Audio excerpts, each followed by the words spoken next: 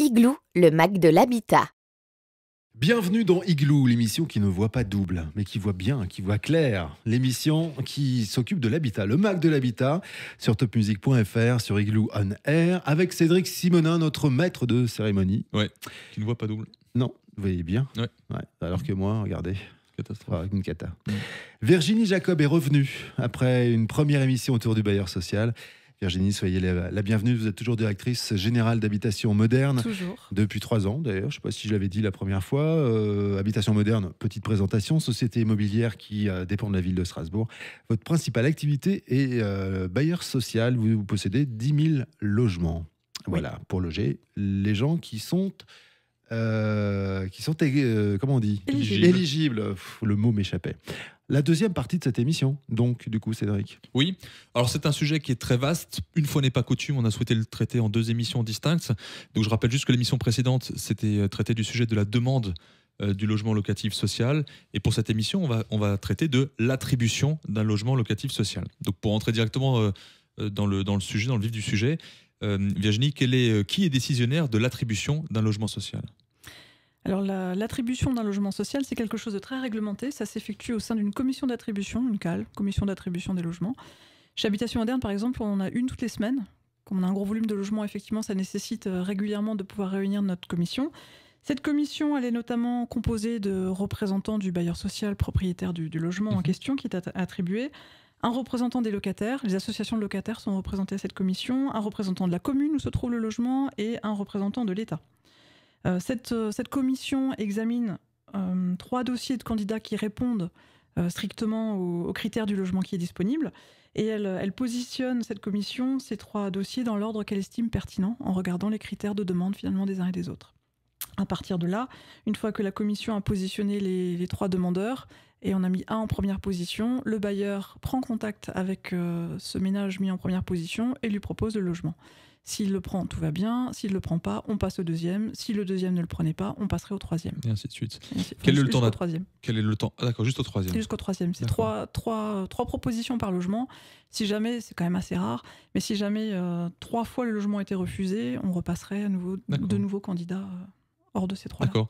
Quel est le temps d'attente avant d'obtenir une réponse ? Alors, il peut varier de plusieurs semaines à plusieurs mois en fonction de l'offre disponible et du volume de demandes que l'on peut avoir en face. Pour vous donner un ordre d'idée, en Alsace, on a aujourd'hui à peu près 40 000 de demandes de logement, 40 000 demandes actives de logement social. Une grande partie se concentre sur l'agglomération strasbourgeoise, donc il faut de temps en temps savoir prendre son mal en patience et savoir attendre qu'une offre puisse venir et correspondre à votre besoin. Ça me semble énorme, 40 000. J'ai assez peu de notions de chiffres. Oui, c'est pas mal, mais il faut savoir que dans ces 40 000, on a à la fois des gens qui sont déjà logés dans un logement social et qui souhaitent simplement, si je puis dire, muter. On appelle ça muter, hein, c'est pas très joli, mais ça dit comme ça. Donc trouver un autre logement peut-être plus grand, plus petit en fonction de l'évolution. On a des gens qui sont logés dans le parc privé et ce parc devenant trop cher pour eux, ont besoin de pouvoir accéder à un logement moins cher. Et puis on a aussi, troisième catégorie, des gens que l'on n'appelle pas logés, qui sont hébergés ou qui sont en décohabitation. Par exemple, des jeunes qui veulent partir de chez leurs parents, ils ont un logement mais c'est pas le leur. Alors je rappelle qu'on a parlé dans l'émission numéro 1 des plafonds de ressources pour être éligible. Il faudra s'y référer. Quelle attitude à adopter une fois que la demande de logement est effectuée ? Alors quand vous avez fait votre demande de logement, c'est pas forcément nécessaire de relancer régulièrement le ou les bailleurs pour connaître l'état d'avancement de votre dossier. Votre dossier de toute façon est accessible à l'ensemble des bailleurs du département. Donc une fois qu'il est fait, c'est bon, tout le monde peut essayer de faire une offre si on en a une en tout cas en face. Si c'est le cas, donc c'est le bailleur qui reprend directement contact avec vous. Donc une fois que la commission d'attribution que nous venons d'évoquer vous a attribué le logement, c'est le bailleur qui prend contact avec vous. Donc ça se fait tout seul, si je puis dire. Par contre, il y a 2-3 points quand même qui sont importants à savoir. Il faut que dès le départ, votre dossier de demande soit bien complété. Il faut que vous ayez rempli, bien renseigné toutes les cases avec toutes les informations qui sont demandées. Donner aussi les pièces justificatives qui sont demandées. Ça, c'est important pour que votre demande puisse être traitée. Il faut aussi, si votre situation change en cours de route, vous avez un enfant ou vous divorcez malheureusement quelques mois après, il faut mettre à jour votre demande pour que le logement qui vous est proposé tienne compte de votre évolution de situation. D'accord. Et puis chaque année, il faut renouveler sa demande. Alors, pas de panique, de toute façon, c'est le bailleur enfin, c'est pas le bailleur, mais vous avez un courrier qui vous est adressé un petit peu avant la date anniversaire de votre dépôt de demande initiale. Et ce courrier vous indique, voilà, vous arrivez bientôt à échéance de votre demande. Est-ce que vous souhaitez la renouveler? Dans ce cas-là, vous redéposez les pièces simplement à mettre à jour. D'accord. Donc on attend tranquillement dans son coin. Et un Oui. jour, on a un coup de fil et on est éligible. On devient. On nous attribue un logement. Mais Oui. on attend tranquillement. On n'a pas besoin de s'exciter comme un fou. Non, vraiment, s'inquiéter, ouais. ce qui est important, c'est vraiment, par contre, bien renseigner votre situation et la mettre à jour, la tenir à jour. C'est ce qui permettra de vous faire une offre qui est bien adaptée à votre situation. J'insiste là-dessus parce que c'est pas toujours le cas. Et ça pose des difficultés, du coup, pour nous, pour faire une offre qui soit adaptée. Si entre-temps, la personne nous a dit non, vous proposez un logement, effectivement, c'était ma demande initiale, mais ma situation a changé. On peut pas le savoir si vous ne l'avez pas renseigné. Ouais, donc vous attribuez peut-être des logements et finalement, vous êtes obligé de faire marche arrière. Oui, c'est Si pour la ça que situation a changé, trois candidats sur un logement, c'est pas mal, parce que si le premier a eu sa situation qui a changé, le deuxième, c'est peut-être pas le cas, et donc à celui-ci, on va peut-être pouvoir lui attribuer le logement. Très bien. Et pour les demandes dites anormalement longues? Alors, on va peut-être déjà dire ce que c'est qu'une demande anormalement longue. Oui, déjà, oui. Ici, dans le Bas-Rhin, parce que les délais changent selon les départements, on considère une demande anormalement longue quand elle n'a pas fait l'objet d'offres de logement sur les 2 dernières années. Ça veut dire que vous avez attendu 2 ans sans avoir d'offres. Alors, il peut y avoir plusieurs causes, on va dire. La première, c'est, je vais me répéter, vous n'avez pas forcément bien rempli votre dossier de demande, et donc on n'a pas forcément bien pu cerner votre demande pour pouvoir vous faire une offre. Ça, c'est une première catégorie. Ou alors, vous avez des critères qui sont trop restreints. Vous avez ciblé une rue, vous ne voulez habiter que dans cette rue, il n'y a aucun logement qui se libère pendant 2 ans, forcément, vous n'allez pas avoir d'offre. Si vous êtes en délai anormalement long, par contre, nous, on le voit. C'est-à-dire qu'au niveau des bailleurs et du logiciel partagé, ces demandes-là apparaissent. Il y a un petit message qui apparaît alertes, qui dit, voilà, il y a une alerte, exactement. Ok. On parle des droits et des devoirs du locataire? Oui. Allons-y. Oui, ok, c'est parti. Donc sur les droits et devoirs, ils sont relativement similaires à ceux du logement privé. Quand un locataire se voit attribuer un logement et il signe un bail, classique, il a un dépôt de garantie, il signe un état des lieux, il fait un état des lieux d'entrée, il le fera aussi à la sortie, évidemment, pour vérifier l'état du logement quand il le prend en charge. Au niveau de ses devoirs, évidemment, il doit régler chaque mois son loyer, ses charges, comme tout le monde, voilà, ça c'est logique. Il doit aussi assurer de manière continue son logement. Et puis il doit l'entretenir correctement, il doit également l'occuper paisiblement, c'est-à-dire comme tout le monde, comme dans n'importe quel type de logement, il ne doit pas créer de troubles de voisinage, bruit, autres. Ça c'est relativement des grands classique. classiques. Des grands classiques. Un locataire peut être expulsé s'il ne règle pas ses loyers ou ses charges, s'il n'assure pas son logement ou si justement elle crée des troubles. Donc c'est les mêmes conditions. Voilà, mêmes conditions, exactement. D'accord. Est-ce que, une question un petit peu comme ça qui me vient à l'esprit, est-ce que le locataire a conscience que c'est une chance pour lui, enfin une chance, je vais le dire comme ça, de pouvoir accéder à un logement social avec un loyer modéré? Alors, on peut le dire comme ça. Alors, je dirais jamais une chance de se dire éligible à un logement social, sûr, parce que ça veut dire qu'on a. Oui, je comprends bien le bémol.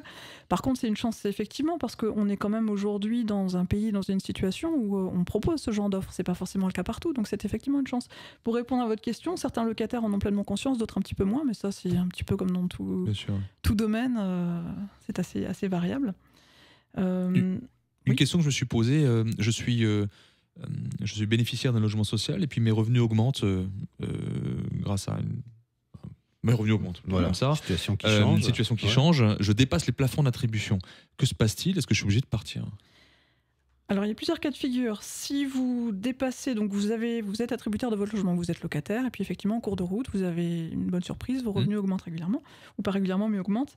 Si vous dépassez de plus de 20% les plafonds de ressources, à ce moment-là, on va vous appliquer ce qu'on appelle un surloyer. C'est-à-dire que vous ne pourrez plus bénéficier du loyer minoré pour le logement, mais par contre, vous aurez un complément de loyer qui vous fera repasser à un niveau de loyer qui sera comparable au marché privé. D'accord. Ceci pour ne pas rompre l'égalité entre des gens qui auraient moins de ressources et qui pourraient bénéficier de loyer minoré et des gens qui auraient de meilleures ressources, de meilleures conditions de vie et qui du coup seraient à réalité, si je puis dire. Alors ça, c'est le premier cas de figure. Donc vous dépassez de plus de 20% les plafonds de ressources. Si jamais vous avez vraiment bien évolué dans votre situation professionnelle ou autre et que vous dépassez de plus de 150% ce plafond de ressources pendant 2 ans d'affilée, à ce moment-là, vous perdez le bénéfice de votre logement et on va évidemment vous demander de le rendre pour qu'il puisse bénéficier à un demandeur qui, lui, en a plus besoin que vous. Bien sûr. À ce moment-là, vous aurez 18 mois pour le quitter. On a le temps quand même. Vous avez un peu le temps quand même de vous retourner. Je pense notamment aux jeunes qui se lancent dans la vie active. Oui, hein, c'est normalement fait pour ça. Il y a quand même des petites exceptions évidemment à cette règle-là. Les personnes qui ont plus de 65 ans, les personnes qui sont en situation de handicap ou quand on est dans un logement qui est situé dans ce qu'on appelle un quartier politique de la ville. À ce moment-là, ces règles-là ne s'appliquent pas. D'accord. J'aimerais qu'on parle de la loi Élan par rapport à l'attribution de logements sociaux. Donc Élan, rien à voir avec l'animal, Eric. Hein. C'est évolution du logement, de l'aménagement et du numérique. Qu'est-ce que ça va changer dans l'attribution des logements sociaux ? Alors, je vais vous donner 2 exemples de mesures qui sont comprises dans cette loi et qui vont avoir un impact sur l'attribution des logements sociaux. La première mesure, c'est ce qu'on appelle la généralisation des dispositifs de cotation de la demande. Alors, je vais vous expliquer ce que c'est parce que c'est assez technique comme terme, évidemment. La cotation de la demande de logements locatifs sociaux, ça correspond à une pondération des critères de demande. Je m'explique. Vous êtes plusieurs demandeurs, vous avez des situations différentes. Il faut qu'on puisse ordonnancer vos situations de manière à savoir à qui il est préférable ou à qui il est souhaitable plutôt d'attribuer des logements en premier. Donc l'idée, c'est d'avoir des critères qui soient communs à l'ensemble des bailleurs sur un territoire. Et à partir de là, de pouvoir, c'est un outil d'aide, donc ça peut aider ensuite le bailleur à mieux savoir parmi les 3 demandeurs, parmi les 3 candidats positionnés sur un logement, lesquels il faut, si je puis dire, piocher parmi la liste des demandeurs. Donc c'est un outil d'aide à la décision. Alors il faut savoir que sur Strasbourg, il y a une expérimentation en cours sur le sujet. Je peux vous en dire 2 mots si vous voulez. Oui, bien sûr. Oui. Alors c'est une expérimentation, donc comme son nom l'indique, c'est fait pour vérifier si les critères seraient les bons et comment ça fonctionnerait. Donc on est vraiment en phase, pas encore de déploiement, mais vraiment en phase d'expérimentation. L'idée, c'est d'avoir déterminé des critères qui puissent notamment permettre de faire remonter les demandes les plus anciennes, puisque l'une des difficultés que l'on pouvait avoir, c'est d'arriver à bien cerner les demandes anciennes et aussi à comprendre pourquoi elles n'ont pas eu d'offre et donc du coup à pouvoir faire une offre, en tout cas apporter une réponse le mieux possible. Donc si je comprends bien, c'est des critères communs à tous les bailleurs sociaux, un système de scoring qui priorise les demandeurs. Oui, alors c'est un outil d'aide à la décision pour la commission d'attribution, c'est-à-dire que ce n'est pas une attribution automatique, vous avez des points et puis à partir de là, vous avez le plus de points, c'est automatiquement vous. Mais ça peut permettre en tout cas de mieux traiter finalement la demande. Donc ça, c'est une première mesure. Hein. Exactement. La deuxième mesure ?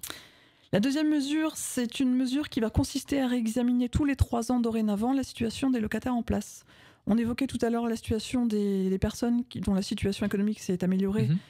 Ça peut être un critère, mais on peut aussi avoir par exemple des ménages qui occupent un grand logement. Les enfants sont partis entre-temps, ils occupent toujours ce grand logement, il y a des familles qui attendent. On va essayer de voir comment on peut essayer de les accompagner vers un autre logement de manière à libérer celui-là. Donc tous les 3 ans, les bailleurs vont avoir l'obligation, ou en tout cas le devoir, d'examiner la situation de leurs locataires et de vérifier ceux qui sont dans des situations qui nécessiteraient d'autres propositions de logement.